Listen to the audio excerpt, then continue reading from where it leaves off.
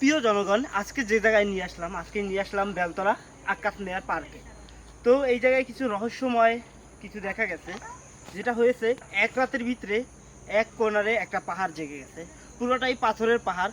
তো দেখতে পারবেন এই যে পিছনেই। তো এখানে লোকজন উঠে তারা সেলফি তুলে এবং এই রহস্যময় পাহাড়ের উদ্ঘাটন করে। আরও কিছু জিনিস দেখা গেছে, যেগুলো হয়েছে গাড়ির টায়ার দ্বারা তৈরি হয়েছে এক রাতের ভিতরেই। গোপনীয়ভাবে কেমনে তৈরি হয়ে গেছে, কেমনে কি হয়েছে কেউই জানে না। এই যে দেখতে পাচ্ছেন, টায়ার থেকে ফিড হয়ে গেছে। আরও কিছু দেখা গেছে, বড় বড় কাতলা মাছ তারা লাফিয়ে তরে উঠছে, পুষ্কুনি থেকে উঠে সাথে সাথে পাথর হয়ে গেছে। এই রহস্যময় এক রাতের ভিতরেই হয়েছে। দেখতে পাচ্ছেন এখানে কাতলা মাছ, চিংড়ি মাছ, রুই মাছ, পুঁটি মাছ সবগুলোই এক রাতের ভিতরে তারা পাথর হয়ে গেছে এবং লাফিয়ে উঠে।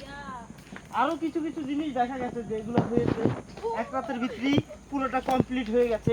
কেমনে কি হয়েছে কেউই জানে না। আর এখানে যদি আপনারা না আসেন তাহলে এই রহস্যময় জিনিসগুলো আপনারা দেখতেও পারবেন না। এখানে দেখতে পারবেন যে এক রাতের ভিতরে কিভাবে গোল একটা রহস্যময় ভূতের বসার স্থান হয়ে গেছে। এখানে সব ভূতেরা এসে বসে এবং এখানে এসে তারা চায়ের আড্ডা করে এবং সাথে রক্ত পিপাসা খায়।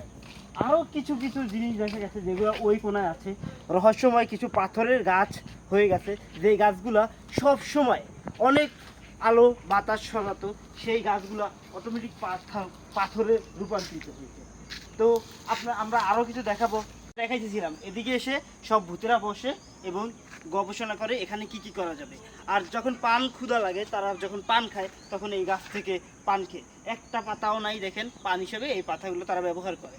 আরও কিছু দেখা গেছে রহস্যময়, যেখানে এই যে গাছে এসে তারা বসে বসে যখন দুলে তখন ওই ডালটা ভেঙে ফেলেছিল। তো এইগুলো সবই রহস্যময় আকিজ মিয়ার পার্কে দেখা যাবে, ঠিক আছে? তো এই রহস্যময় ভয়ঙ্কর পার্ক আপনারা যদি এসে ভিজিট করতে চান তাহলে আসতে হবে বেলতলা খেয়াঘাট। বেলতলা খেয়াঘাট থেকে বললেই হবে আকিজ মিয়ার পার্ক কোথায়, তো আপনাদেরকে নিয়ে আসবে। আরও যদি আমরা সামনে নিয়ে আসি, এখানে এমন এমন কিছু দৃশ্যময় জিনিস আছে যেগুলো না দেখলেই নয়। খুবই ভয়ঙ্কর, খুবই ভয়ঙ্কর। এক ভূত এক গাছে উঠছিল, গাছ সাথে সাথে পাথর হয়ে গেছে। ওই ভূত যে জায়গায় বসে, যে জায়গায় উঠে, ওই জায়গায় পাথর হয়ে যায়। তো সেই ভয়ঙ্কর গাছ দেখতে পাচ্ছেন এই সামনেই। এই গাছটা গতবারও আম হয়েছিল, আমি নিজে দেখে গেছি, কিন্তু এইবার এই গাছ পাথর। আর এদিকে কিছু ভূতেরা ছবি তুলছে। তো আজকে এই পর্যন্তই। সবাই ভালো থাকবেন, সুস্থ থাকবেন। আসসালামু আলাইকুম।